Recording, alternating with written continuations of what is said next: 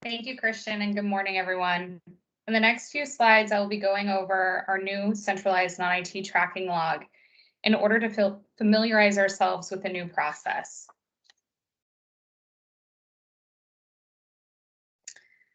So let's begin with the reason why there was a change. The B&B procurement team has developed department-wide uniform tracking log to comply with the SCM Volume 2 8.3.4. In the past, programs have developed their own internal tracking number for their non-IT purchasing requests.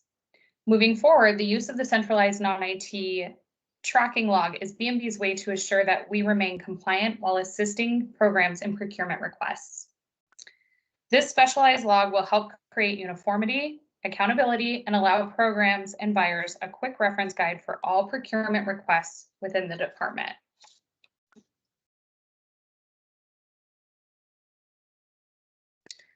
On this slide is the language referencing the SCM Volume 2 8.3.4, which states, to avoid duplicate billings by the DGS/PD, and just for clarification, DGS means Department of General Services and PD is the procurement division.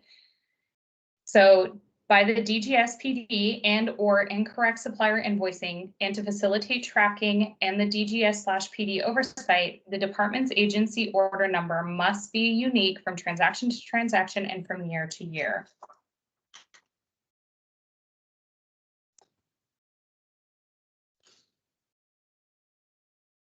All right, let's jump right in and familiarize ourselves with what the Excel log will look like. You can see on the slide that there are grayed out areas on the sheet.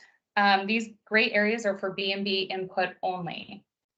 In the white area of the sheet are where the programs are going to input their information. In the slides to come, we will be discussing what the tabs and columns represent, how to utilize the tracking log, where to locate the log, and we will even share a demo on how to use the Excel log.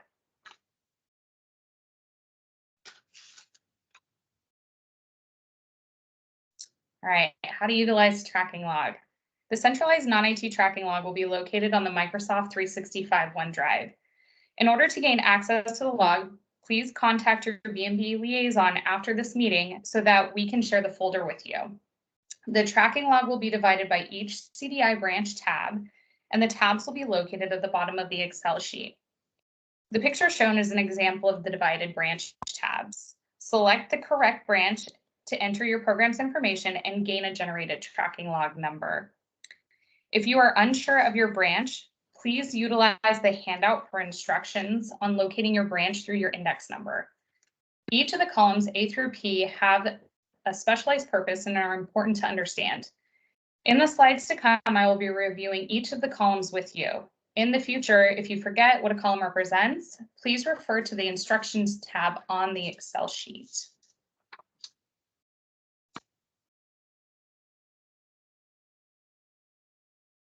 Let's start at the beginning with column A. Again, this, as a reminder, this is a grayed out area. So this is for B&B input only. And programs do not need to put any information here. In column A, the title is numbers, and this identifies the sequential number of your branch request.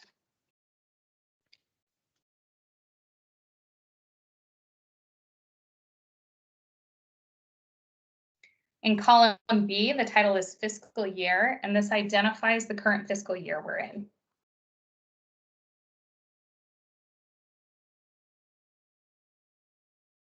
In column C, the title is current date. In this column, you will begin by inputting the current date that you are generating a tracking number. For example, if I was generating a tracking number today for a request, I would be inputting today's date.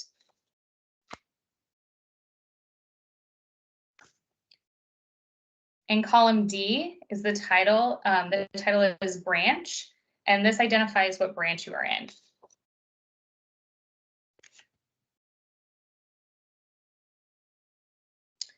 In column E, the title is bureau/office name. This identifies your bureau/office name or office name. For example, like ACCT could be accounting, HR, human resources, LGL could represent legal. And you would put in this information. If you do not have a bureau or office name, you can include your division name instead.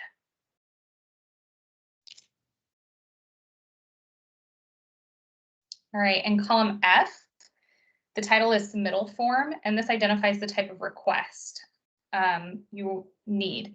So for example, an admin 1, a BMB 005, or an admin 005. This cell includes a drop-down box, so you will use the drop-down arrow and select the correct request form. Please make sure that the form you are choosing is the correct form because this is part of your generated tracking number.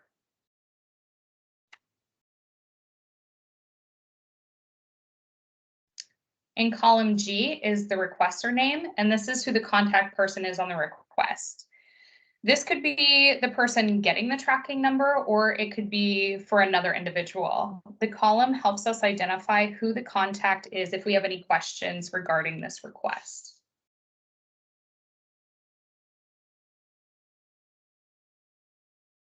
In column H is the approver name, and this will identify who approves this request.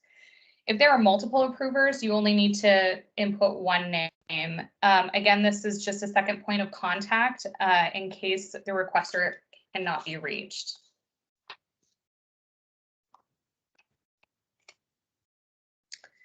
So for column I, the title is procurement description. This identifies the description of your request. Some examples are business cards, office supplies, subscriptions, or furniture. It is important to understand that the description should be as vague as possible. No need to go into any specific details. Do not include names, again, specifics, quantity, justification. No dialogue is needed for this column. It should just be kept to a couple of words.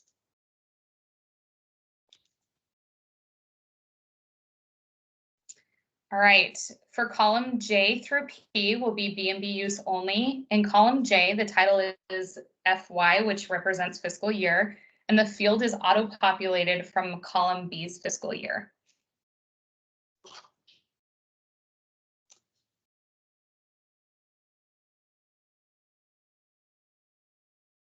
In column K, the title is procurement ID, and this field will auto-populate from the data from column F, which is the drop-down submittal form.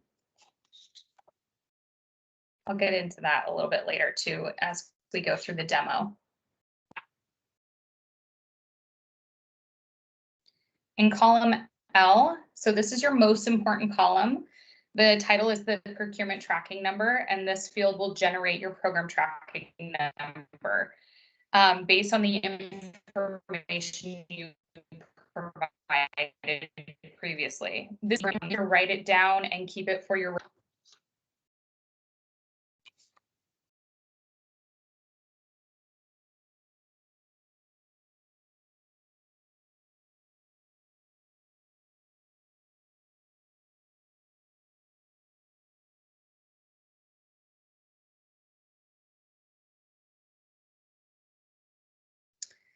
In column M, the title is program previous tracking number. So this field is the cross-reference for the programs who have already submitted their requests for their individual internal tracking number to the new centralized generated tracking number.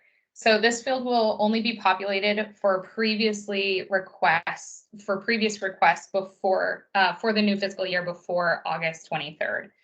So the cutoff date, again, is August 23rd. After this date, B&B will no longer input the cross-reference number, and the log will be live. So all programs are then capable of getting their own tracking number, and there's no need for reference.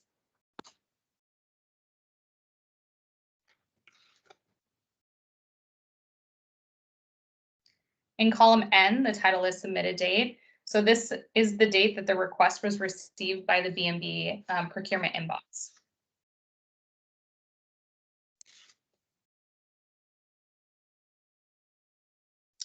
So the title, well, this is column O, and the title is fiscal PO number, CHG, which means change number or canceled. So after request completion and a PO number is issued for this request, B&B will input the corresponding fiscal purchase order number in this column.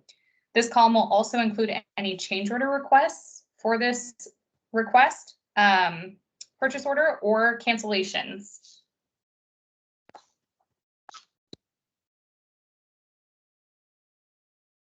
In column P, the title is dispatch date, and B&B will input the corresponding dispatch date to the for the purchase order. All right, now that we have reviewed all of our columns, let's take a real-time look at what the Excel log looks like in a demo.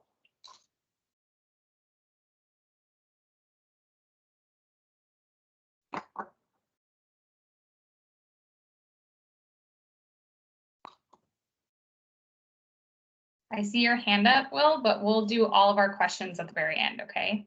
If it's something that's really pressing, please drop it in the chats and we have somebody monitoring it, okay?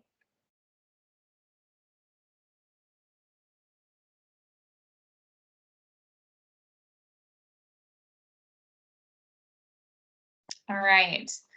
First, let's begin on the instructions page. So if you forget or need clarification of any of the columns that we went over, please refer back to the instructions page on your Excel sheet.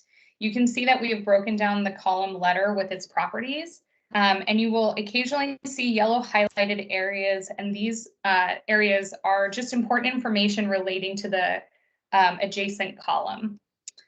For example, in column I, it reminds you to only include vague information in the description and omit specific information. Also in column L, this reminds you to write down and keep this tracking number for your request. And lastly, how to close the spreadsheet. It reminds you that you do not need to save the document because it saves automatically in the 365 OneDrive.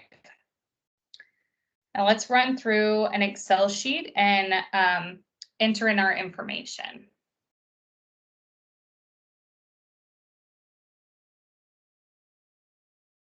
All right, for your convenience, B&B has already auto-populated again columns A, B, and D, which is the sequential number, the fiscal year, and the branch, so that programs do not need to repeat this each time you go into the document. We are going to jump right into column C, since this is our first column where we'll be inputting information. This is where you input the date that you are accessing the log, and since today is, excuse me, 8/19, we will input the date in that column. In column E, we will input our bureau name, which is B&B. We will select the correct request form, and since I'll be creating one for binders, we're going to select the admin 5 as our drop-down option. In column G, you will input the contact person, and most likely it's the person requesting the generated tracking number. It's me, so I'm going to put my name, Danielle Cloud. In column H, you will input the individual approving the request. I will be inputting my manager's name as he's the one that always approves the request that I create. So I'll input Christian Tonkin here. So since we are creating an admin 5 for binders, in column I will be inputting the description office supplies. Remember that this description should be left vague. Notice that although I'm creating a request for binders, I'm still using the description office supplies. Again, you also want to remember to exclude names, quantities, justifications, or any other specific identifiers.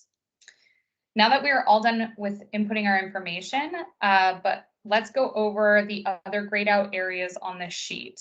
This area is for B&B input only, but is still important to understand again. Column J is auto-populated again from the fiscal year column. Column K identifies the procurement ID. So we chose an admin 5, so the ID is G for goods. If we chose a B&B 005, you would notice a C in column K for contracts. And if we chose an admin 1, you would see an S for services. In column L, again, this is your most important column. And this is your new generated tracking number. For me, it would be 21 ALSB-005G. We want to make sure to copy this down correctly so that there aren't any mistakes with the purchase order or requests or any sort of corresponding information. In column M is where you locate your old internal tracking number if you sent it in before the 23rd. And all non-IT requests after the 23rd, again, you will gain your own tracking number, so we won't need to reference your previous tracking number for this. In column N is the date that the request was submitted to the B&B procurement, and that is when we received the request, so that's when the process started. And the column O, you will locate your corresponding fiscal purchase order number, including any changes that were requested or if it was canceled. And column P is the date that the PO would be dispatched out. So now that we have reviewed the log, let's talk about some important things to remember.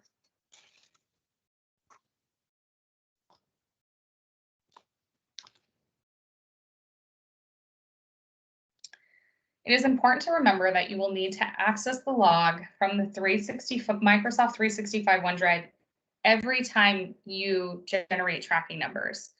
So if I needed to do 3 requests, I would go in there once and get it all. It's important to remember not to save the tracking log to your computer.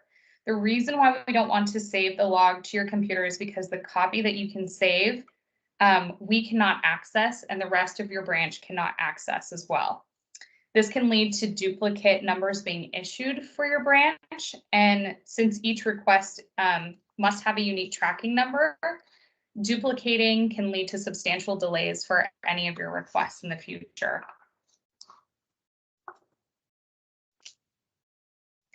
So now that we've discussed and reviewed the centralized non-IT tracking log, we will transition to my teammate, Jose Regalado, who will instruct us on our new B&B email procedures.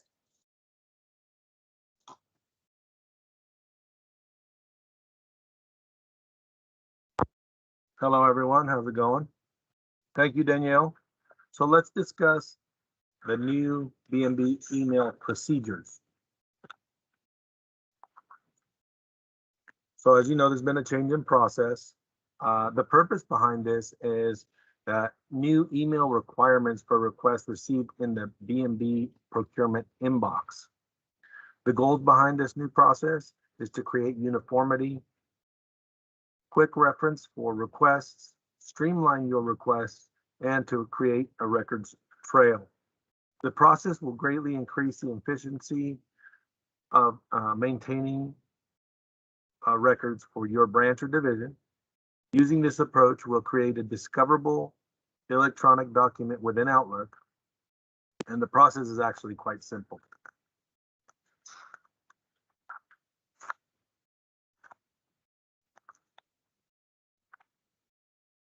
As you can see on your screen, the new subject line requirements only include just that generated centralized non-IT tracking number from the log.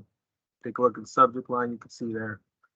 That's the only thing we want to see in that line. So you remember where you obtained it in the log, that's the same number you're going to put in here. Do not add additional characters, separate numbering, etc. This line is only for this number with a few exceptions, which I will describe in a second.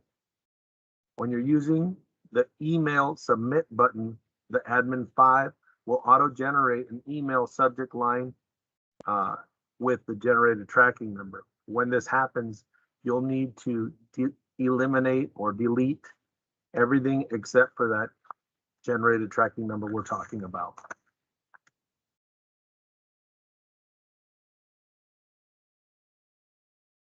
So changes to request or follow-up. If a request needs to be changed, this is in case of like a change order after the centralized tracking log number, you can see below, we've updated it there to where you can see that change number 1, 2, and so on would go down there. For follow-ups, after, instead of putting change 1, you'd enter the word follow-up. So it's important to, I guess, explain what the difference is, right? If you have a follow-up, this is talking about something that you've already submitted and already has that generated tracking log. That's where it's appropriate to use follow-up. Also important is that you only use one procurement, one of these numbers per email. We don't want to have multiple these tracking log numbers, in other words, multiple procurements. We do not want to lump these requests, only one per email.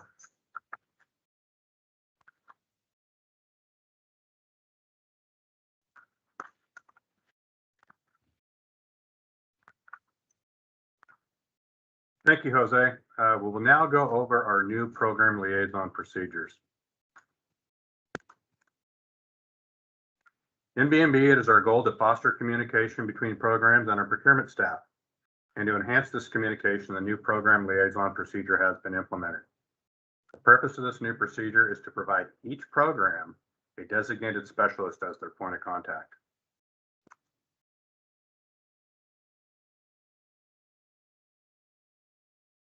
These are our specialists for non-IT services and non-IT goods. Through careful consideration, we have divided up our non-IT specialists and assigned them to specific programs based on their specialized knowledge and experience.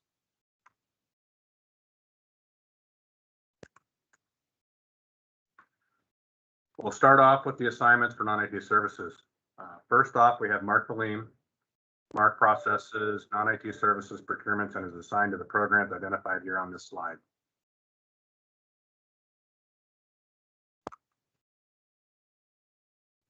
Our other non-IT services specialist is Jose Regalado.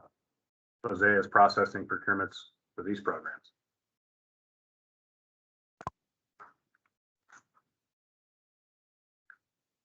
Now we'll switch gears and identify the program specialist for non-IT goods, starting with Morin Greaves. Morin is processing procurements for these programs identified on this slide.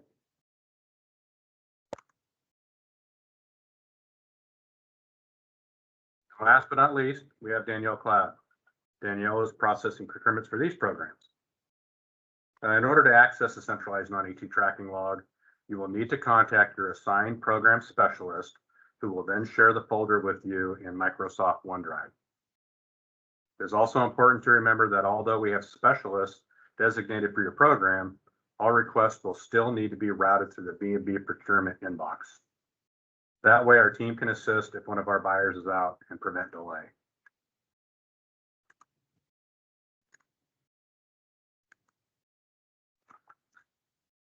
Here's a listing of our B&B procurement contacts in case you need to reach out to one of our team members.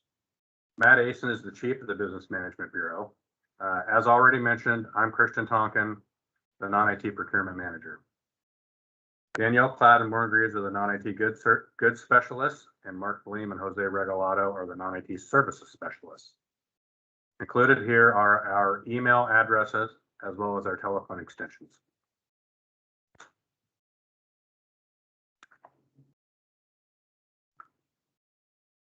Here's a list of some basic resources that we utilize often. Included is the B&B Internet homepage.